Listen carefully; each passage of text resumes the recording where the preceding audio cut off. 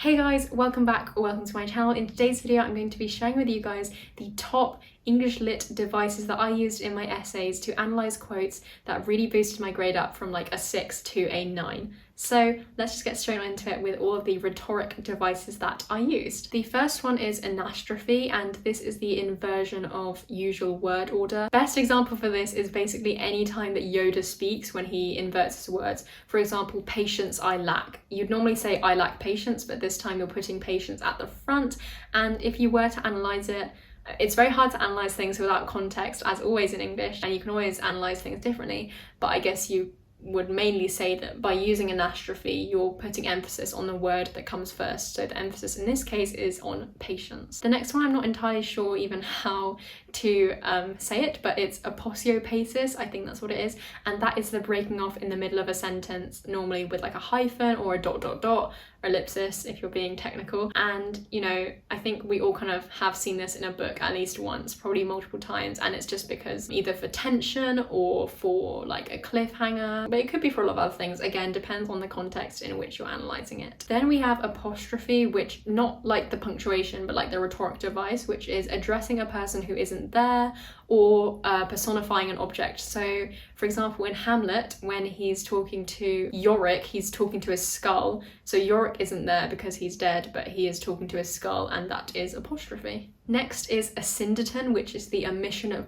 conjunctions. So for example, I came, I saw, I conquered. You would like normally say I came and then I saw and then I conquered, but you're getting rid of the ands, which are the conjunctions, and just saying I came, I saw, I conquered in a list. Next up is chiasmus. This is probably the one that I found the hardest to find examples for in books that I've read, and I just don't think it's that common, or maybe it is, but it is very hard to find. You have to kind of be looking for it to find it. It's basically when you have an ABBA arrangement of words. So the grammar of the first half of the sentence is flipped and like mirrored in the second half. So an example I could find is, do I love you because you're beautiful?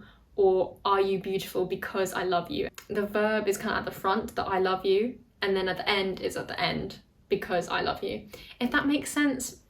That's probably the best example I can find, but yes, it is quite difficult to find in literature, so if you can find it, then it is probably very impressive if you can use that in your essays. Then we have ellipsis, which is not like the ... in this sense. In this sense, it is the omission of words. An example of this would be when I'm saying, I went to the park on Monday, but she on Friday. And when I'm saying that, you know I mean that she went to the park on Friday, but I don't need to put the park in, and that's ellipsis because I'm omitting that part of the sentence and it still makes sense, or you still know what I'm on about. And then we have a panalepsis, which is the repetition of a word or phrase at the start of a sentence and then at the end of the sentence. For example, the king is dead, long live the king. The king is at the front, the king is at the end. That's panalepsis. Next is Hysteron, proteron, which I just like how that sounds, but it's basically where you put the idea, or the author puts the idea that you think is going to come last first. For example, let us die and ride into battle. Normally you would say let us ride into battle and die. So this is kind of like the first one, Anastrophe, but it's just a bit more like with a whole kind of phrase or idea, basically. Because you wouldn't be able to ride into battle if you're already dead, but it just puts the emphasis on the fact that maybe, I don't know, the soldiers know that it's kind of like a futile fight, they're doing it anyways.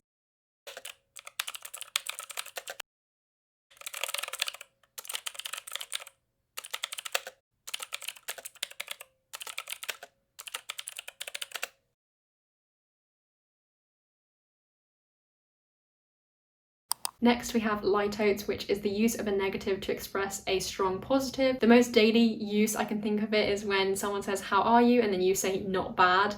That means you're good, basically. But in terms of literature, you might find something like, this is no ordinary city. By saying no ordinary, you actually mean this city is very unique and incredible. Metonymy is the substitution of one word for another that it suggests. For example, when you're talking about Hollywood, you can be talking about the actual place Hollywood, or you can use Hollywood to talk about the film industry in general. That is metonymy. Pleonasm is the use of excessive words. For example, I heard it with my own ears.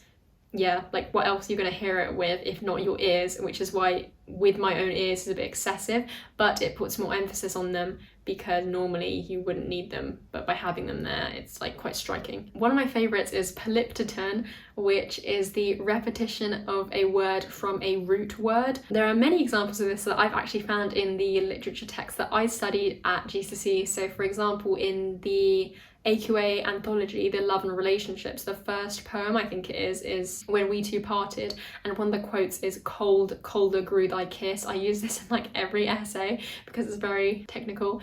Basically, cold is the root word, and then you have the repetition colder, which is Polyptoton because they're from the same stem, but then they're just like slightly different variations. Polysyndeton is the opposite of Asyndeton, so it's the use of many conjunctives. For example, I went here and then I went here because I went here and then I did this.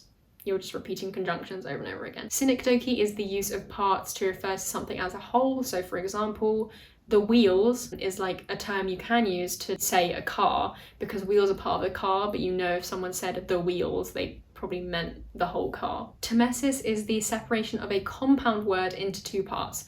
For example, in Romeo and Juliet, there's the line, "This is not Romeo, he is some other where." Somewhere is a compound word and you're splitting it up into some other where. So other is getting between those two compounds. The last word I have is Zeugma, which is the use of a word but in two different senses. For example, she broke his car and his heart. In that sense, you're using broke, but they're both for very different reasons, because obviously breaking a car is very different to breaking someone's heart. And now we are moving on into sound analysis. I only have 3 of these because a lot of them are quite complicated. For example, glottal is something that I never really understood. There's something called the glottal stop, and I never really understood like when you would use it or how to find it. Even when I was researching for this video, I was trying to find out what it was so I could actually fully understand, but I still couldn't. So if you decide to look it up yourself, glottal, Glottal, then maybe you can find it in your literature texts and then use it in your essay and like wow your examiner, because I could never do that.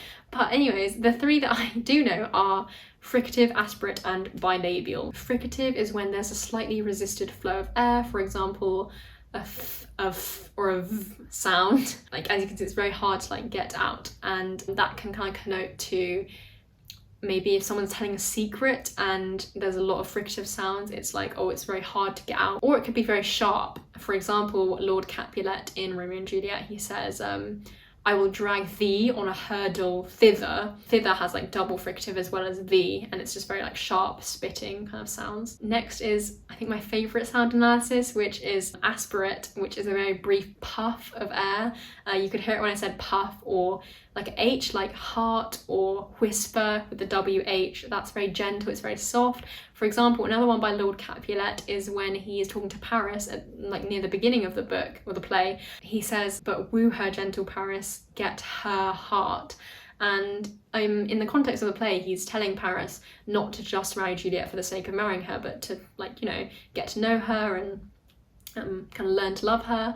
And that's a very nice fatherly thing of him to do. So it's very gentle and it's very soft, and that's why there's all the aspirate noises. And then finally we have bilabial, which, as the name would suggest, is when both of your lips are touching. For example, a B and M, all those kinds of sounds. You can analyze bilabial sounds to be like closed-minded, like your lips are closed, or it could be kind of obsessive. So the example that I have is from Porphyria's Lover, which is another AQA anthology poem from Love and Relationships, and it's "Blushed bright beneath my burning kiss." There's lots of bilabial like B's in there, and it's very, very like obsessive. It's just over and over and over again with the like closed lips. Like keeping it inside. You can get very creative with how you analyze English lit, and they will love it, so just go for it, just do whatever you want. And that is everything I have for the rare subject terminology that I used at GCSE to get 8s and 9s. I say rare because